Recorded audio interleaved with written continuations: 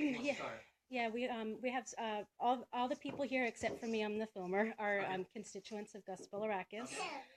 However, in 2006, my father did live in Gus Bilirakis' district. In in 2000, he was diagnosed with heart disease and diabetes. And later on, his business crashed through multiple things. He had a really bad business partner, and he wasn't able to afford insurance, which included going to the doctor to update his prescriptions.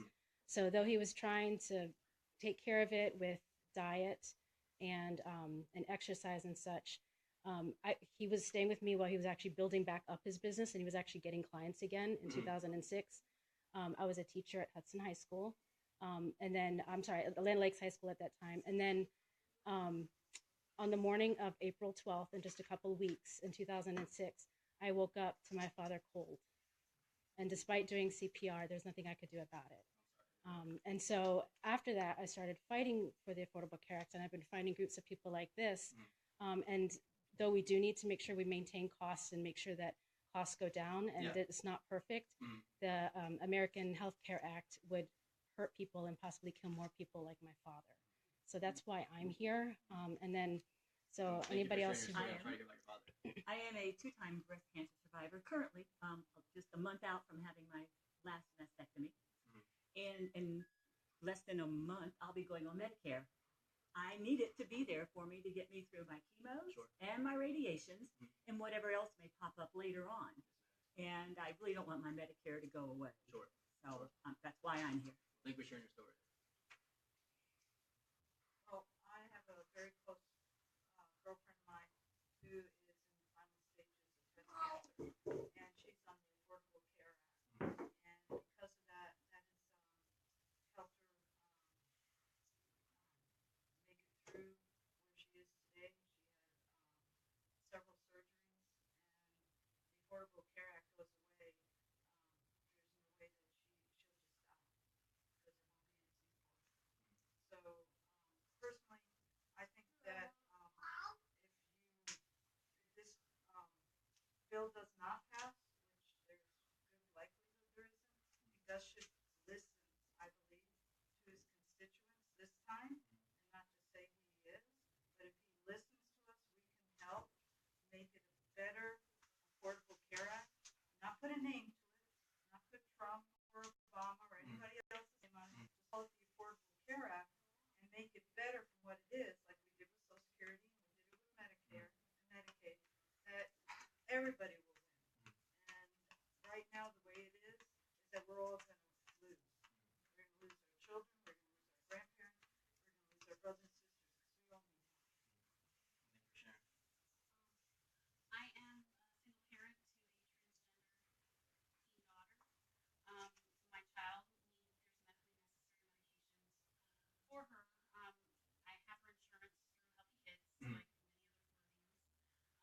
And without Healthy Kids, if the AHCA passes and things go to block granting and per capita limits, I'm not going to be able to afford my child's medication. And she needs it desperately. 41% of all transgender youth, if they're unsupported by either family or medically, they commit suicide. My kid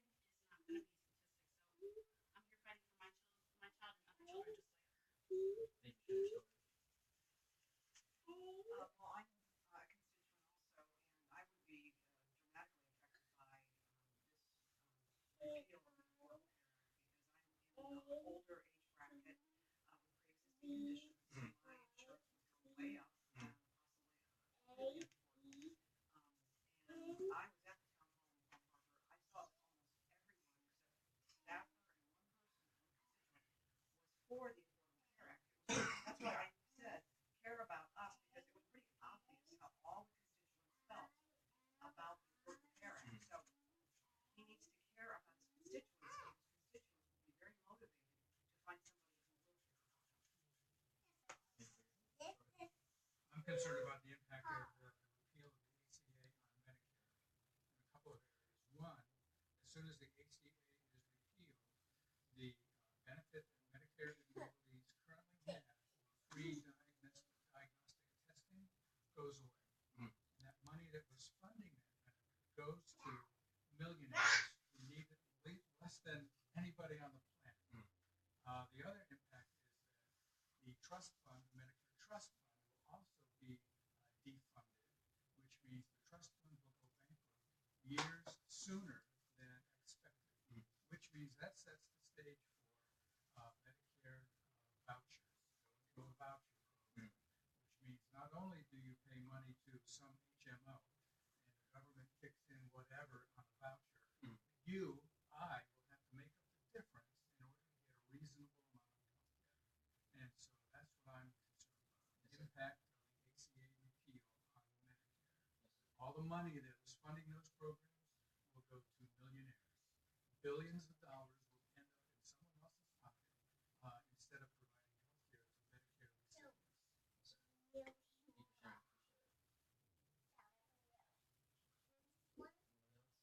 So I have a question. Oh, go ahead and ask your question.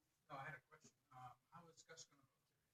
So, as I understand it, I'm sure many of you know, it's a very fluid situation right now. A lot of negotiations going on. It's supposed to be a vote later today, but as I understand, there's a lot of negotiations, and that could impact the bill in its current form, which will, give Congress an opportunity then to re-scrutinize. So really, his position is it's a fluid situation. We don't know what the final bill is going to look like. This version of this phase of the replacement process, he's not sure what it's going to look like. So he's waiting to see what the final form will be. Wherever that form might be, if it gets to a vote in the House and it goes through, it goes to the Senate, and there's supposed to be some tinkering on their end, from what I understand, to address some of the issues, the 501 provision being one of them, increasing tax credits for those individuals that are not yet on Medicare, 50 to 64-year-old range. So, but like I said, all that stuff is still kind of being worked out as we speak right now. So, Congressman is waiting for a final bill, and then he'll make a decision. Yes, ma'am. I am a single parent. My son has Medicaid, and without him having the benefits that we get from Medicaid, I would not be able to afford any health care for him. Which means when he had the flu 2 weeks ago, I don't know what I would have done. Right. I'm also an educator, and so I work with kids. I have students who are transgender. I have students who have autism. I have students who have any number of different issues, and my concern is if the healthcare coverage changes, that they are likely to lose whatever it is that keeps them healthy and coming to class and learning. And like she mentioned, transgender kids, if they're not getting what they need, Right. that's such a high suicide rate. Yeah, I heard that. And I worry about the benefits to keep the kids. Sure. Well, thank you for your story. I appreciate it.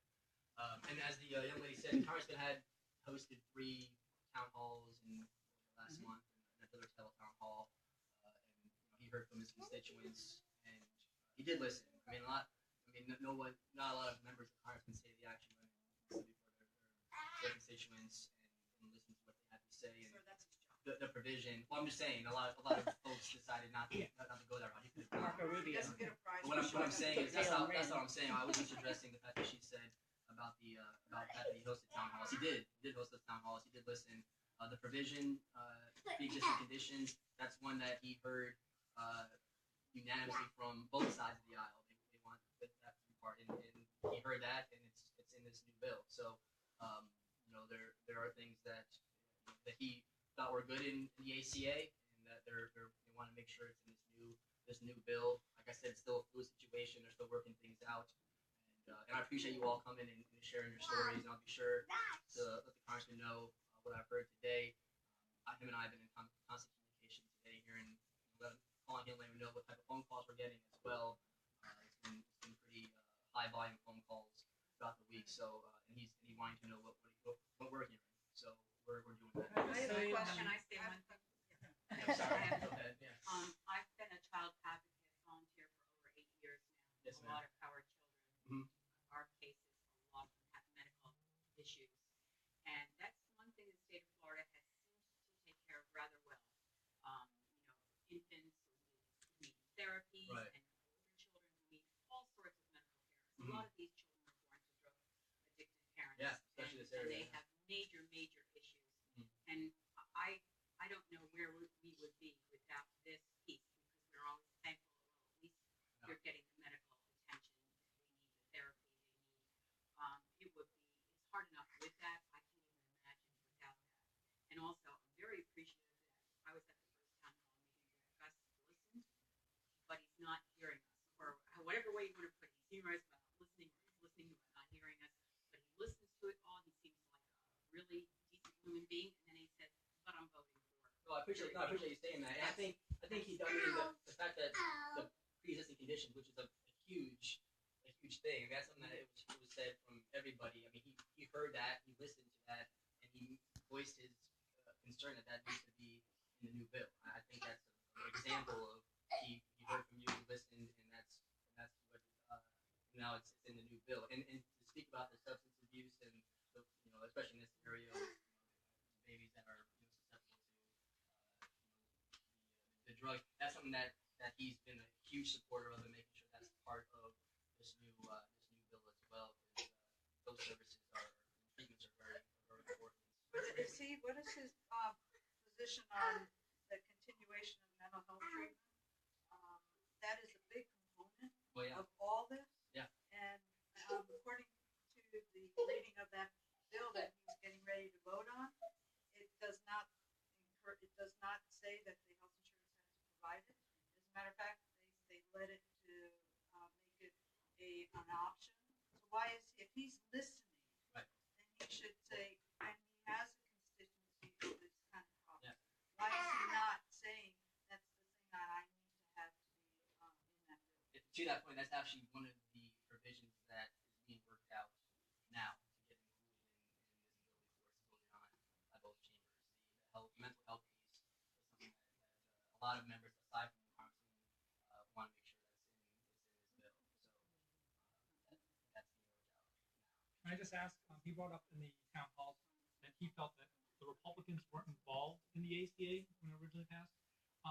Do you think that 3 weeks is enough time to really remake the 1/5 of our economy for the ACA with this bill? Well, because I feel like a lot of Republicans, yeah. I can't remember if Bilirakis himself said it, but a lot of Republicans complained that the ACA was pushed through way too fast. This bill was introduced in the beginning of March, and before March is over, they're going to vote on it. I don't think that's been enough time to really hear constituents out. I mean, we're here. That's awesome. You guys are listening. That's awesome. But that's not really a long enough time to really listen to all the issues. And then you guys are going to remake the 1/5 of the economy on this. There's been no real hearings in any committee meetings. Like he said that the Democrats didn't really involve the Republicans, which I think is wrong. But if that's how he feels about the way the ACA wins, they're not really involving any of the Democrats this time around. In that they just passed it through committee without any markup whatsoever. There was no hearings in the committee meetings about how to actually improve the bill. I get that they introduced the legislation, but then that's the legislation they want to pass through. It is a fast pace, but just to correct you, that there was a markup in both committees. Actually, there was I think 100 or so amendments introduced, and the Energy and Commerce Committee is a committee the Congressman sits on. Just in that committee alone, there were 100 amendments. Okay. So it was like a 27-hour hearing. That's one 27-hour meeting. Right. Well, the what I'm Democrats saying spent is, several months on the project. well, But there was no testimony taken from experts who will say not only is the health care bill important for the constituents and for Americans, but also it affects our employment. We have billions of dollars invested in people that work in this system. What are they going to do for those people that once this bill goes into place, they're going to lose their jobs? Because my mother-in-law does a specific thing called AHCA, and that does where you were talking about, which talks about wellness. That is very specific. And when you go to a doctor, you have to have so many different things that they check for. And if that goes away, she will lose her job. So many people are going to lose their job. So he's never even talked about that part. So what is his position on that? I honestly don't know. Can I also ask speaking to the committees, I'm just saying that they did host a committee meeting and had input from both sides of the aisle on both ways and means in energy and commerce. Because the Democrats were trying to talk up and they were trying to present evidence and testimony, and they railroaded it 27 hours, and they stayed on the floor. And they were 100 amendments were submitted. So I mean, that's that's how they present Can what I they just feel ask, needs to be though, changed. how he feels about his vote in the committee, seeing how he voted on before the CBO scored the bill, and the score came out saying that 24 million Americans will lose health care. It's going to be a huge tax deductible for millionaires and billionaires while cutting tons of funding for actual people that need help. I'm just wondering, does he regret his vote for the bill in the committee on account that he voted before the CBO actually scored the bill? No, he doesn't regret his vote because each committee focused on different issues part of the bill. The tax cuts, that's all handled out of Ways and Means, and he's under Energy and Commerce, so he deals with a different component of the healthcare bill. So, and he knew that what he was voting on in committee was just a small portion of what this bill was going to end up looking like. So he did his part to move forward the bill to get input from both sides. And so no, Andrew Rushing doesn't regret his bill on committee. Can I ask something? Yes, sir. I understand the Congressman's staff covered by the AHCA is an option within the legislative body. Many members ought to be covered by the Federal Employees Health Program, which is pre-existing prior to the AHCA, which is a very good help. Now, if this bill goes through, does the Congressman plan on switching over to the new bill, or staying with the new bill, or going back to the FEHB since it's an option? Well, so the congressman and as well as the staff get their insurance through the marketplace. So, and other members of Congress, I think Senator Reed's office, they stayed on the old plan pre-Obamacare. So the congressman felt like if everyone else has to do Obamacare, me and my staff, it's just like any employer-sponsored insurance that you get if you worked out in a private company. We get our insurance through the marketplace. We didn't keep it as it was before pre-Obamacare, like other members of Congress. My question is, if this bill goes It through, stays the same. he would be on the new bill. He wouldn't be going back to the FEHB. Yeah. It stays the same. Say like the insurance for members of Congress and their staff will just be like it was under Obama. Well, I'd like to follow that up with another question. Yes, sir. Would he be willing to work with his colleagues, with other members of Congress, to do away with the FEHB full funds? You know, I can't answer that. I'm not sure. I've never had that conversation with the congressman, but I'll be sure to bring it up to him and present that to him. I don't know how he would feel on that. I'll be sure to ask him. Thank you. Can we go back to So that's fine. I do have a 11:30. I'm sorry, but yeah. I want to go back to the existing conditions, and I think that's it's going to be almost a bait and switch kind of a proposition. It's going to be a new bill for insurance companies. Instead of having 3 tiers, will now have 5 tiers. And statistically, the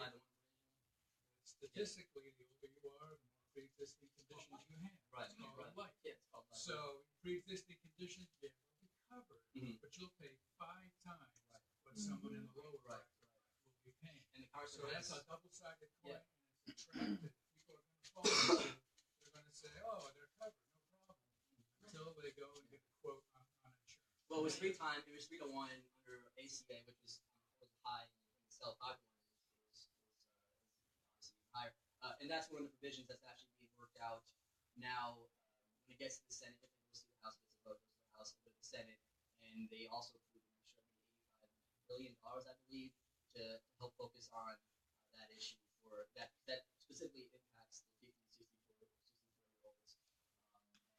So that's what I understand. It's going to be worked out through once the Senate gets their hands on the bill and